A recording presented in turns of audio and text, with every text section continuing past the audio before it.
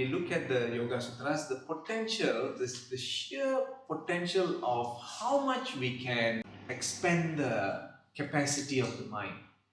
And so far, we have been seeing that the expansion of the potential of the mind is related with higher qualities. All the time in the sutras, they always talk about the potential of enlightenment, but higher qualities, the good qualities, helping, serving. And when we look at science, science talks about the potential of the mind, super memory, creativity, ability to have greater wealth, and all of the magnetic personality. But what is absent is the qualities are not being spoken of. And if you look at the saints who have brought the art of expanding the mind, they will always relate the expansion of the mind or the potential of the mind with qualities, with purification, with love, compassion. Those kind of things goes into the training. Here, Sutra 8, definition of asamprajnata samadhi. But last week I mentioned that we will go with the commentators who did not use the word samadhi, because Patanjali clearly mentioned samadhi only when he describes three processes. What are the three processes? Sabija, Nirbija, and Dharma Mega. So later on you will find in the sutras, when he talks about samadhi, he will say Sabija Samadhi, Nirbija Samadhi, Dharma Mega Samadhi. Later we will understand all of this, or maybe you have already understood. But right now, in the original verse, Sutra 17 and 18, no samadhi has been mentioned. But commentaries by some of the individuals who have written the commentaries, maybe even those prominent ones, have mentioned the word samadhi. So there is a kind of confusion here. Patanjali doesn't mention samadhi, the commentators mention samadhi. So who would you follow? The commentator or Patanjali? We have to follow Patanjali because he is an ancient scientist, and his work is considered a work of logic, science and logic. So if samprajnata is not samadhi, then asamprajnata is also not samadhi. What is samprajnata? It is a state. It is a state which, yes, definitely it is in the antar yoga. You have the bahir yoga and you have the antar yoga. Bahir means external yoga. Antar means internal yoga. External yoga, we have the 8 limbs as defined by Patanjali. We got 8 limbs in yoga. The first 4 are called external yoga. What are they? Yama, Niyama, Asana, and Pranayama. We can still make corrections, isn't it? If you are teaching someone, you can still make corrections on the asana. Can we make corrections on the pranayama? Definitely you can see. If I say Sittali, they are doing, then you know, hey, this is Nadi Sadhana, this is not Chitkari. Correct? We can make. But can we make corrections in Pratyahara? Okay, everybody lie down. I mean, don't. I'm just saying. Everybody lie down, Shavasana, and keep the legs apart, hands apart, close the eyes, and relax the legs and relax the big toe, second toe, and all that. Do you know whether they're relaxing the toe or they're already in another third directions? In Dharana, we cannot. In Dhyana, we cannot go to deep meditation. After that, only thing he has mastered the art of not snoring. Oh, that is smart. So you measure it out, theta, delta, already entered. And then he cannot. Samadhi, here is understanding. Samprajnata are the states of pratyahara, dharana, dhyana only, not samadhi. We have not gone into samadhi, but it is at a very deep level where it is moving from all of this pratyahara, dharana, dhyana, moving back and forth. And during the time when it is moving back and forth, sometimes they call it samyama or they call it samprajnata. Now samyama could be a process of uniting all three states. But the quality that comes up during the time when the three states are being connected, pratyahara, dharana, dhyana, which means a flow is happening in the consciousness, there then comes the qualities. As we spoke about, as we discussed about samprajnata and the four qualities last week, we saw that the evil thoughts come up. Everyone has some form of conditioning, and that is called vitarka. We know tarka means reasoning, a thought that comes without reasoning. And we may deny, I may say that, no, I have no evil thoughts. But what about anger? Isn't that an evil tendency? Right? Suddenly, whether you want to beat your child or not. Some people say, okay, you have to act a little bit firm. You spare the rod, you spoil the child. Any situation can trigger us, right? What it says in the sutra is that during the meditation process, when these thoughts come which disturb us, it may come from some part of our life. Maybe we have forgotten, we have kept it hidden inside. When it comes, he says, no vichara, don't do vichara. Just allow it to come. Remain steady, remain calm, watch the process, because we are already in a process, we are in a state, in a meditative state. It is not time to do contemplation. No, you have already exceeded that. You have already gone out of the contemplation. In yoga, the contemplation is done when we are doing activities. That's where the yama and niyama comes in. The process of bringing balance, or where is aparigraha, greed, where is lust, where is anger, where is possessiveness, all that we attempt to analyze, isn't it? When we are doing activity, we analyze. And we have tools to analyze. We have 5 yamas, we have 5 niyamas. But when we are in meditation, we are not supposed to analyze. When this vitarka, these disturbing thoughts come, you don't get disturbed, don't analyze. If we are able to do it, after a few seconds or 1 or 2 minutes, then you'll find that automatic vichara comes. There will be some intelligence and wisdom from within which will start to analyze or start to communicate with those negative or disturbing thoughts. And you are watching and you are seeing this happening. And you don't say, hey, what is happening? No. You don't even say this, you just watch. And after vitarka has come, where the disturbing thoughts come, and then vichara starts to come automatically, it may go back to vitarka. And then it might come back to vichara. So you just flow, you just watch. And then after this has happened, then comes a feeling of satisfaction. You know why the satisfaction comes? Because you have understood. That understanding has arisen from within. Just like when you are interacting in society, yama and niyama, you understand, and there's a big struggle going on. What is yama? How to do this? And then you are practicing vichara. Okay, this problem comes, and then vichara. And after you have found the answer, and you find that you have that happiness of finding the answer, in the normal daily life, don't we feel happy when we have found a solution? We feel happy and contented, right? Same way in dhyana.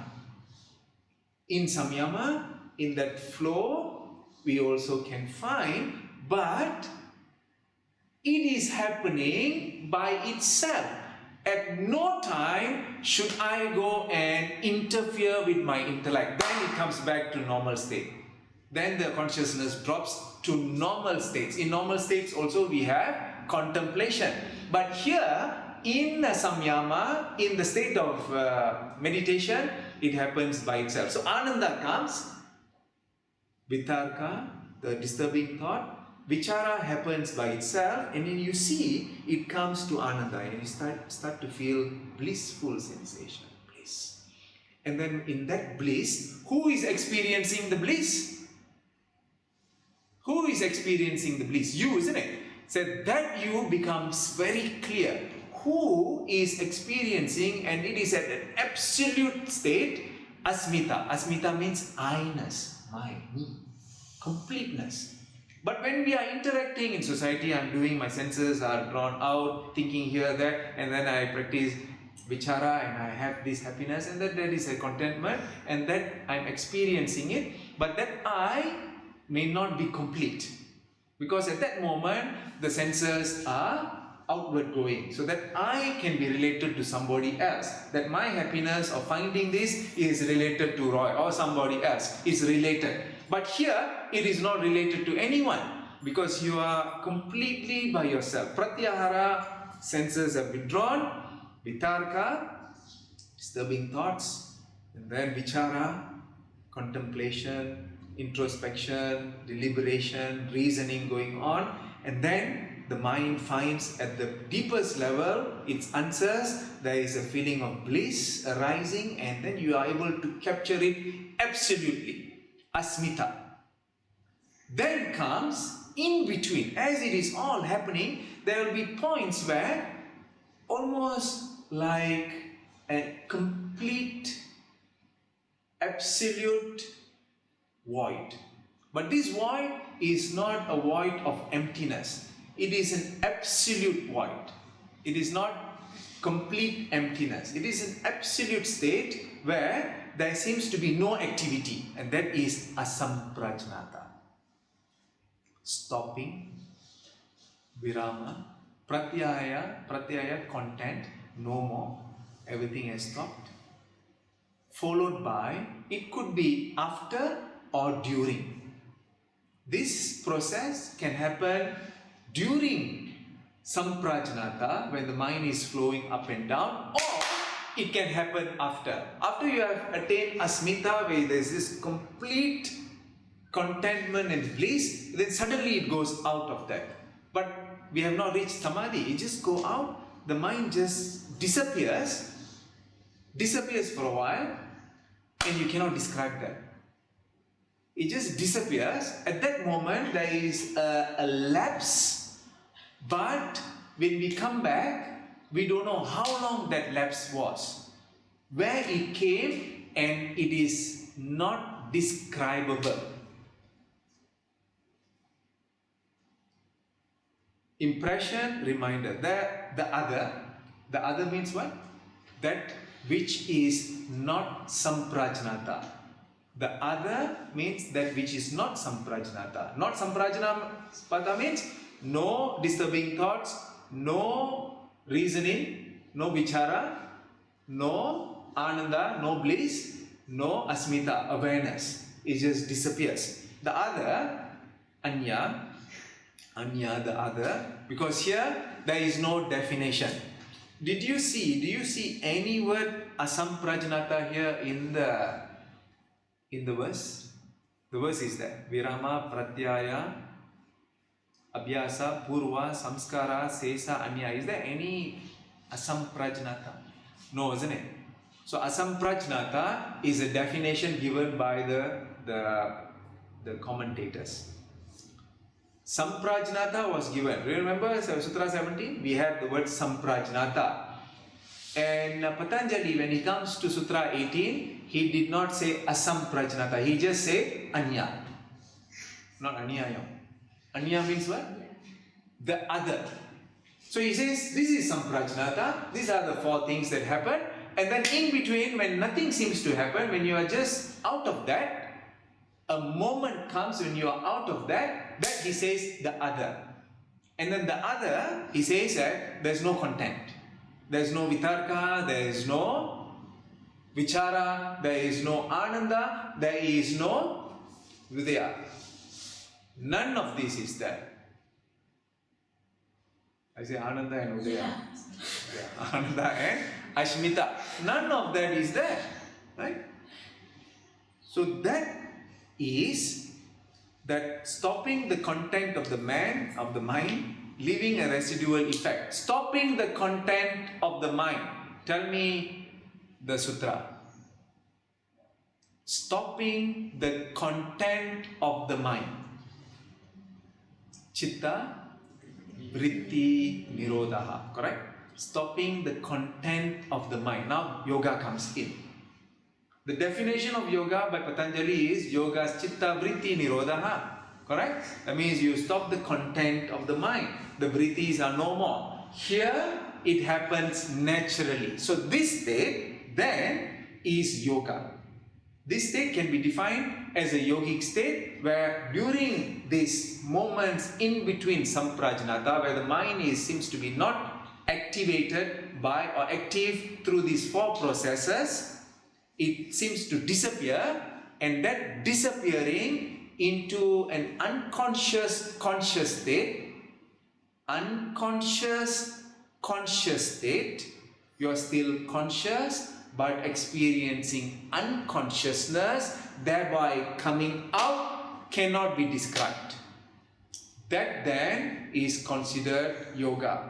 And Patanjali, as well as those commentators or those who have experienced these states say that this is the time when the person transforms. This is the time when transformation takes place. Remember I spoke to you about the yoga retreat which I had. After the 2nd class there was transformation. Even at the basic level there is transformation. So in yoga therefore, when we are aware of these states, transformation happen almost all the time. And these transformations are that which make us progress in our self-development.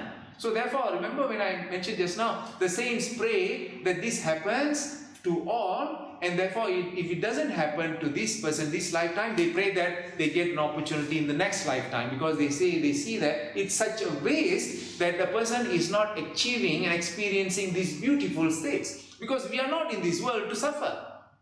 Definitely not. Is there any words here, suffer? In none of these words you have the suffering. The process of suffering is only bliss. Ananda. In the previous sutra, Ananda. And Ananda comes when the mind is not thinking about those thoughts which the mind may be wasting its time thinking. So there are 2 ways to dissolve these thousands of thoughts that are most of the time just coming and going. One is through testimonial. This is testimonial. Or 2, trial and error, which is too expensive. Trial and error is just too expensive. If we combine both, because trial and error, you don't know how long it's going to take. I'm learning. I was 78 years old, still learning. So you have to bring both. No? Learn and then take this. Take this. We bring this. Tomorrow we go to work, we bring this information and this knowledge and we understand. And then can we manage the mind then? Can we manage the mind? We can easily manage the mind. So the mind cannot make its usual pattern. The chitta, vrittis cannot play its tricks anymore, because you can do vichara. When we do vichara or introspection, what is this? Why is this mind coming? Why is it doing? This is because of the habit. This is how it has been functioning for the last 20 years.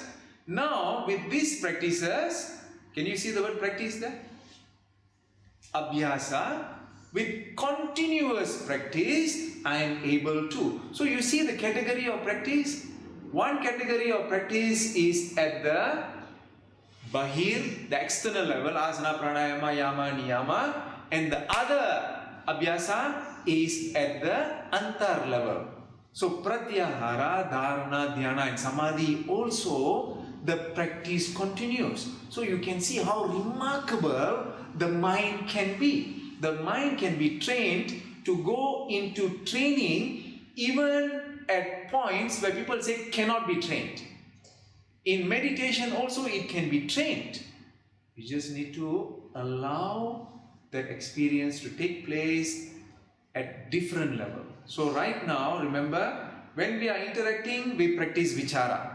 When we are interacting with society, when we are talking, when we are doing business, when we are working with the whole world, we practice vichara. We understand, introspect, and then fine tune. But in meditation, we are aware. We practice awareness. Now, to recap, in asamprajnata samadhi, when we are doing meditation, when we sit to do meditation, if a vitarka comes, if a disturbing thought comes, would you do vichara? Don't do vichara. Don't do vichara, because when you do vichara, the impression becomes strong. The samskara becomes strong and deep.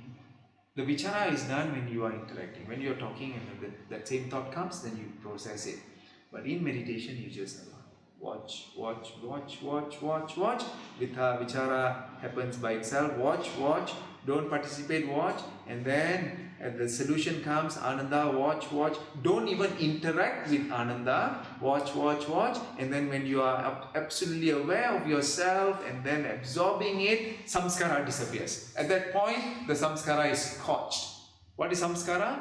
The mental impression of that vitarka is permanently scotched because we have released it. Otherwise, what will happen? Again and again the same thing. Have you seen? Again the same thing. After 3 weeks, the same issue in a different way. 3 months later, the same problem comes in a different dressing. After 10 years, you see it has been repeating. Every 3 months, 4 months, 6 months, 7 months, 8 months, 10 years, same, in different dressing, in different makeup, in different age, in different process. But it is the same thing, and how to grow. Correct? So, we can all clearly understand how to manage and process. Most important thing is abhyasa here. Abhyasa means continuously practice. Now these practices, where are these practices? Are they on the yoga mat? Are they in the yoga class? It is out in the world. As you are doing your work, as you are doing your many things, the vichara, all that comes, and then at home when you practice the contemplation. When you are practicing, when you hold an object in your mind or you're doing kriya, you allow this. When you are doing kriya, you allow this. In kriya, there is no vichara that needs to be done. When you are doing kriya, when a thought comes about something that happened, okay, something happened in my work and all that, and then you are doing kriya, you bring it in, no, cannot.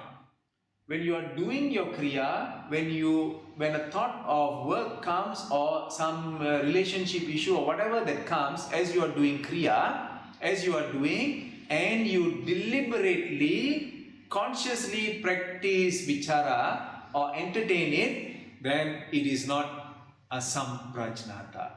When you are doing kriya and a very disturbing thought comes, you just continue to do your kriya. Are we clear about that? So whether it's very strong or very weak or whatever it is, you just continue to practice kriya. And you will find that as you continue to practice kriya and not bothered about this, but you continue to practice, as you are practicing kriya, you are practicing, Shakti Chalini, all that you are practicing, suddenly a vichara is going on. And you are not doing it. This is what you must see. You are practicing kriya, arohan, avarohan. Don't forget, don't suddenly go to hamsa. You must focus on the kriya. But the vitarka that comes in will go into vichara by itself. Don't stop and watch. Wow, what is this happening? Something amazing? No, you continue to be centered, you watch. And then as you're watching, when suddenly a very happy feeling, you say, okay, I'm going to start yoga, Kriya, I think this is the objective of Kriya, to have this bliss. No, you continue, and then suddenly you feel that totally you understand yourself. That is a trick of asmita. It is not self-realization yet. It is just asmita, understanding yourself. But because it is accompanied with bliss, you think you have attained enlightenment. And therefore you stop Kriya. From today I am not going to practice Kriya because I have attained enlightenment. No, it is what? It is just asmita and ananda. You just continue. All of this will happen by itself. Therefore we will find later that enlightenment at this stage is automated. It's automatic. It can lead you to the Sabija, Nirbija, Dharma Mega. All of those samadhis are actually automated. This itself is automatic process. So, the sutra which talks about abhyasa also spoke about one very important component which I've been speaking to you right now. What is the other component? In order for me to progress, I must have one quality. I must be able to what? Detach. Right? Abhyasa and vairagya. If I don't detach, I will be trapped here, isn't it? I will start. So here is not only abhyasa but vairagya, detached from the thinking process. Has this happened to you? That when the thoughts come, when let's say meditation or prayer, when the thoughts come, you are overwhelmed by the thoughts, you are controlled by the thoughts, you are manipulated by the thoughts, correct? And what are we supposed to do at that moment?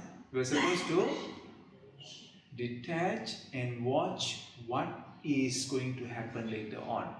And that what happens later on, when you detach, only one thing can happen. What will happen? When we detach from the disturbing thought, which is vitarka, when we detach from the disturbing thought, can be any thought. Name a few thoughts which disturb you. Unhappiness at work can disturb us. Number one, next. Someone says something negative to you. Right? For example, let's say you come late, they say, "Apa ni selalu lambat." You understand what I'm saying? Okay. Third one, always take MC. MC king. My children don't listen to me. My children are not listening to me. Another one, my spouse. Problem with my spouse. All the time misunderstanding this, that. What else? No money. Not enough money. What else? Okay, good. Quite a lot, huh? What will you do when this happens and you're doing Kriya? Normally what happens? Oh yeah, I think I better answer him now.